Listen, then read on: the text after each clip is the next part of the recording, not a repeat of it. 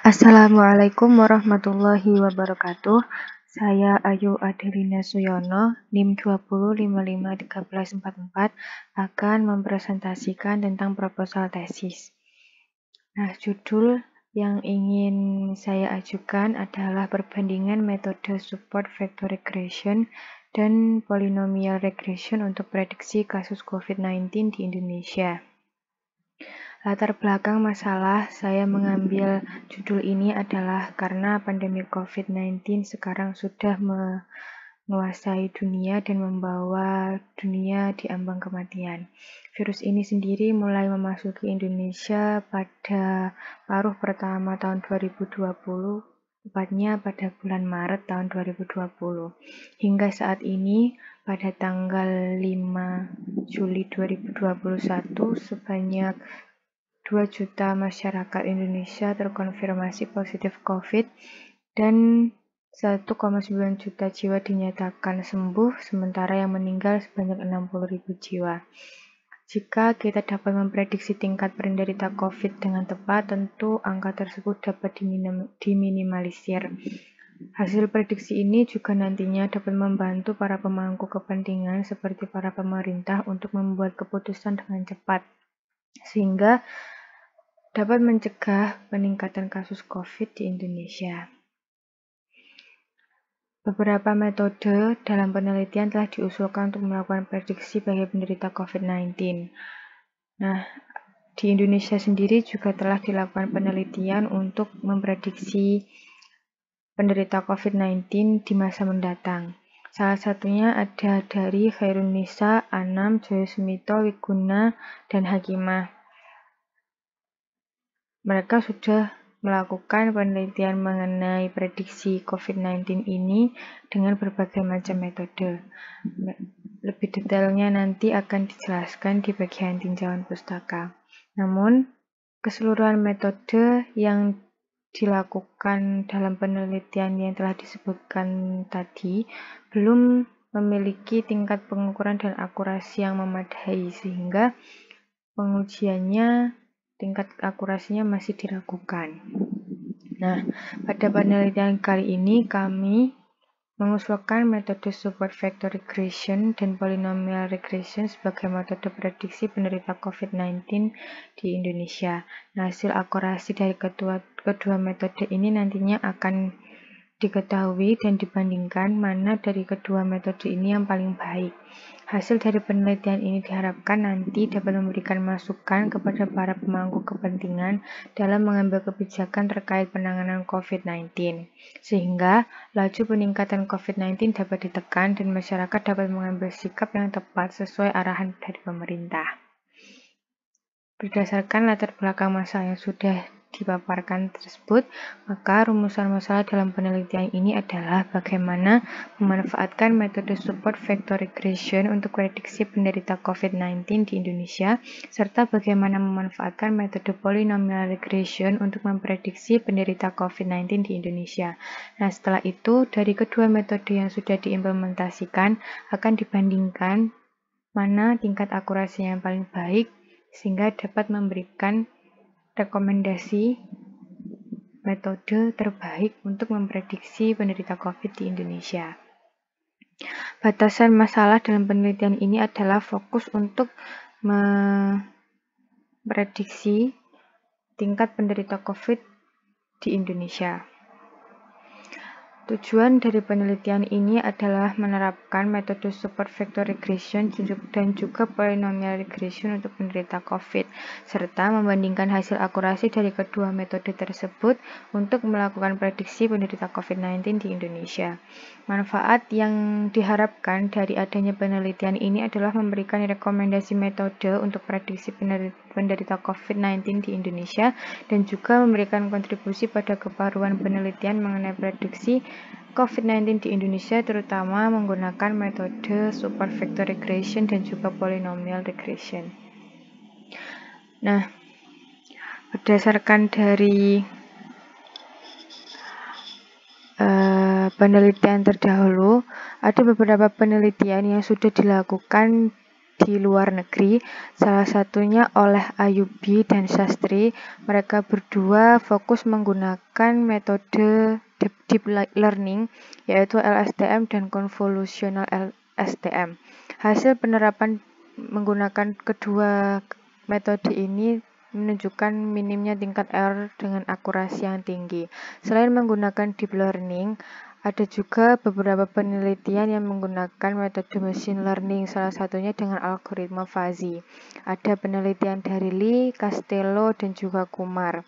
Hasil penerapan dengan metode fuzzy yang dikombinasikan dengan metode lain juga menunjukkan hasil yang bagus dengan akurasi yang baik mencapai 98%. Nah, sementara penelitian yang dilakukan di Indonesia beberapa masih berupa model matematika maupun hasil dalam bentuk grafik sehingga belum dilakukan proses pengujian dan akurasi. Penelitian tersebut dilakukan oleh Wiguna, Joyo Sumito, Hairunisa, dan Hakima. Selain itu, ada juga yang dilakukan oleh Anam yang mengimplementasikan jaringan syaraf tiruan backpropagation dan conjugate gradient. Hasil yang ditunjukkan menunjukkan bahwa model tersebut memperoleh hasil yang baik dibandingkan metode yang lainnya. Namun, penelitian yang dilakukan di Indonesia ini belum bersumber dari sumber penelitian atau media publikasi yang berkualitas. Jadi masih diragukan kebenaran dari sumber tersebut. Nah, ini adalah landasan teorinya. Pertama, mengenai support vector regression. Support vector regression merupakan bagian dari SVM yang bertujuan untuk menemukan sebuah fungsi sebagai suatu hyperplane yang berupa fungsi regresi yang sesuai dengan semua input data. Metode support vector regression ini biasanya menggunakan data yang bersifat time series. Itu artinya jika kita menggunakan data time series mengenai dataset dari kasus COVID di masa yang lalu akan bisa dimanfaatkan untuk memprediksi kejadian COVID-19 di masa yang akan datang. Selain menggunakan SVM, kita juga mengusulkan penggunaan polynomial regression yang juga sama-sama bisa dimanfaatkan untuk memprediksi kejadian di masa yang akan datang menggunakan data time series dari kejadian yang terdahulu. Nah, prediksi sendiri merupakan suatu proses yang digunakan untuk memperkirakan sesuatu kejadian yang akan terjadi di masa yang akan datang berdasarkan dengan informasi yang dimiliki saat ini. Sementara coronavirus atau COVID-19 merupakan salah satu jenis virus yang menyerang sistem pernafasan sehingga menyebabkan penyakit yang serius seperti MERS dan SARS. Nah, matriks penelitiannya ini masih bersumber dari Elsevier karena sumber di Indonesia belum ditemukan yang berkualitas. Jadi beberapa penelitian yang dimasukkan di matriks penelitian masih 5 poin. Selanjutnya mungkin akan dilakukan perbaikan dan penambahan studi literatur seperti yang dijelaskan di tinjauan pustaka tadi. Ada beberapa penelitian yang dilakukan di luar negeri dengan hasil yang lumayan memuaskan dan akurasinya baik. Namun dari beberapa penelitian yang sudah ditemukan dan dipelajari, belum ada yang mengusulkan prediksi untuk penderita COVID-19 menggunakan metode support vector regression dan polynomial regression. Metode pengumpulan data yang nantinya akan diolah adalah berasal dari website sintaristekbrain.go.id. Di sana terdapat dataset penderita COVID dari bulan ke bulan maupun hari per hari. Data tersebut yang nantinya akan diolah untuk mengimplementasikan support vector regression dan juga linear polynomial regression. Sementara metode analisis datanya dianalisis dengan pendekatan kuantitatif. Alur penelitian yang akan dilakukan adalah dimulai dengan studi literatur, kemudian pengumpulan data, kemudian melakukan implementasi antara algoritma supervector regression, kemudian polynomial regression. Dari kedua hasil implementasi tersebut akan dilakukan uji hasil implementasi hingga dimunculkan kesimpulan. Sistematika penulisan terdiri dari 5 bab, yaitu bab 1 pendahuluan, bab 2 tinjauan pustaka, bab 3 metode penelitian, bab 4 hasil penelitian dan pembahasan, serta bab 5 penutup. Rencana jadwal penelitian ini dilakukan dalam jangka waktu 5 bulan, dimulai dari bulan Juli 2021 untuk proses studi literatur, kemudian di akhir bulan Juli untuk di minggu terakhir di bulan Juli untuk menentukan rumusan masalah dan tujuan penelitian. Di minggu pertama bulan Agustus dilakukan untuk pengumpulan data. Di minggu kedua, 3, 4, dan minggu pertama, kedua, ketiga di bulan September melakukan desain model dan implementasi menggunakan SVR.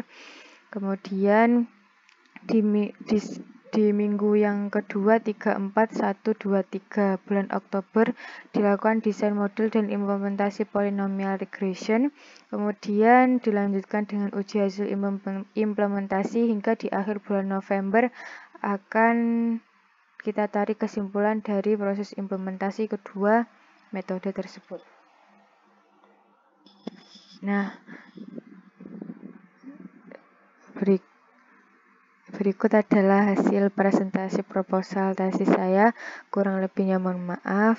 Terima kasih. Wassalamualaikum warahmatullahi wabarakatuh.